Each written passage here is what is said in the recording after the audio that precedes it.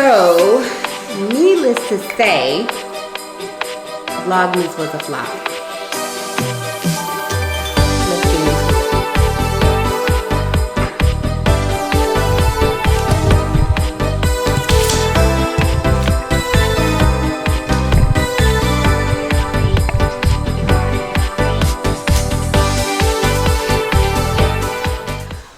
Welcome back, budgeting family and friends. My name is Shirria. This is the Shirria Mac channel, where I am documenting our six-figure debt-free journey as an entrepreneurial licensed clinical social worker with my very own virtual private practice, along with my husband, who is a welder. Together, we have a combined income of about $125,000. And we are documenting our journey with you guys here and sharing it in the form of monthly budgets, weekly budgets, debt updates, Transfer Tuesdays, which I haven't done in a while, quarterly net worth updates, and in the future I do plan to share some of the days in my lives or behind the scenes as a social worker, licensed clinical social worker, running her very own virtual private practice while working multiple jobs. So if that sounds like something you are interested in, be sure to click the subscribe button so that you do not miss any video that I am posting about our debt-free journey. Today is Friday. I am actually on vacation. My private practice is closed, but I am still working all of the other jobs. And I am here to do December week 2's budget. So let's get right into it. All right, so the template that you see on the screen is my budgeting template. I did purchase this template from Etsy, and the link to that Etsy store is linked below. This budget went from Thursday, December the 5th to Wednesday, December the 11th. The income was planned at $4,350. And that was with $850 from my husband's paycheck, and what we actually earned was $917.09. $1,000 from my paycheck, and what I actually earned was $1,104.74. I had planned $2,000 from my full-time overnight triage counselor position, and what I actually earned was $2,360.38. $500 was planned from my PRN position, and what I actually earned was $787.69, which brought our actual income for week number 2. I know this says paycheck number 1, but it should be, well, it is the first full-time paycheck, but it should be our week 2's paychecks. Was $5,169.90. We go over to savings, and savings was planned at $605, and that was with $50 into my high yield savings account, which did go into my account. $50 for my husband, and he did not transfer the money, and neither did I, because I don't have access to the account. $50 for Christmas 2024, and $50 did go into that account, or I did purchase a Christmas gift. $10 to my son, and we did put the $10 in there. $25 for my daughter, but we did cover a transaction that she probably charged on the Amex. $370 to our rental property, and $370 did go over there. And $50 for my son, and I'm sure he did get it, but maybe I just didn't document it.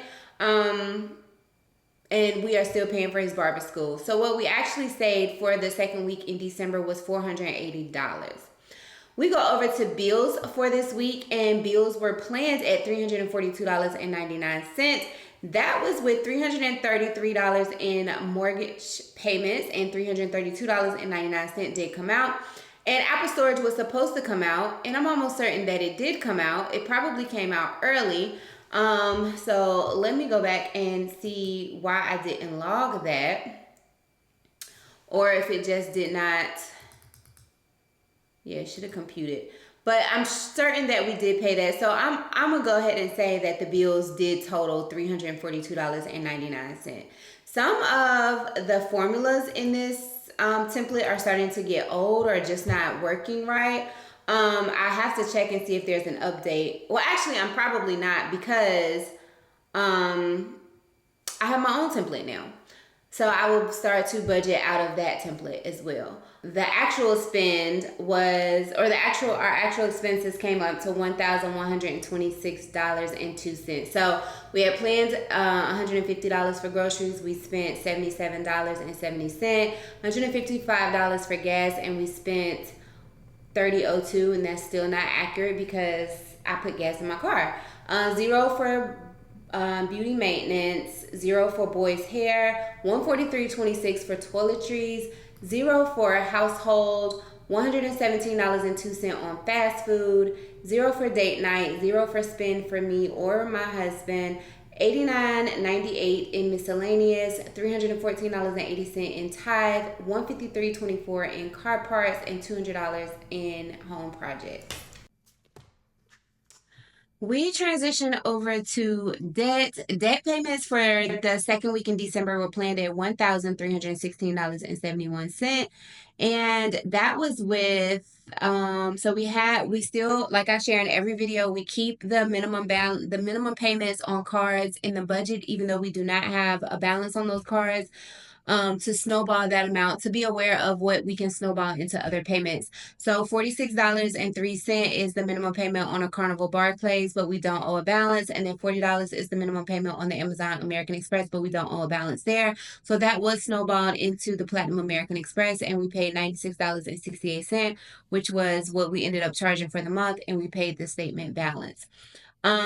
We had zero due for the Hilton American Express. As you are aware, my kids are authorized users on that card, and I do cover some of my transactions, and I cover all my transactions and my daughter's transactions that she puts up here, the one that is in college. So we put $217.76 on the Hilton American Express.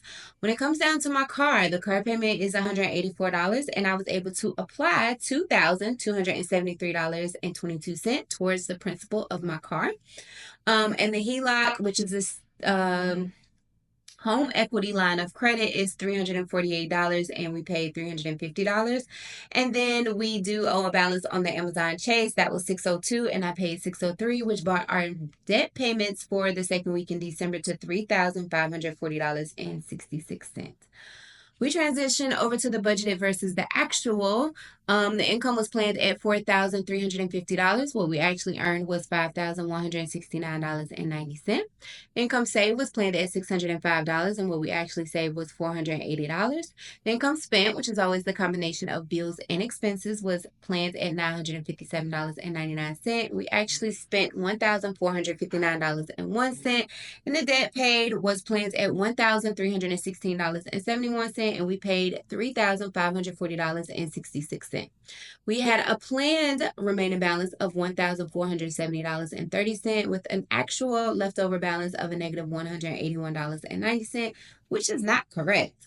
I believe we had maybe less than $100, but we definitely were not in the negative. We go up to the breakdown, and 8.8% of our income went towards savings, 6.1% of our income went towards bills, 20.5% of our income went towards expenses, and a whopping 64.6% of our income went towards debt. That is amazing. Now, we were over in every category, and I'm not going to review all of the transactions, but we did eat out a lot for whatever that this was the week following. No, this was this past week. So we did eat out a lot. I'm not even gonna lie. I just wasn't in the mood for cooking. Like I'm burned out in my private practice, and wherever I could take a break, I absolutely did. And so our budget suffered. Our fast food budget did suffer as a result of that. And then, I randomly send my kids money. It's not random. When I get paid for my PRN job, I do send my adult daughters a little bit of money, help them out. And the other things, were just regular things, I guess, like debt, gas. We went over.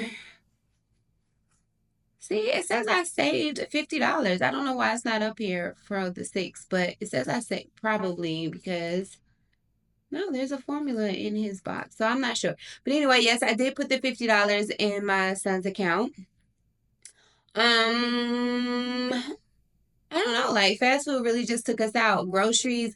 There were 2 days that I did cook. On last Friday I did one like the cheddar and broccoli soup, Panera bread dupe, and I made that, and so that's where we spent the $30.66.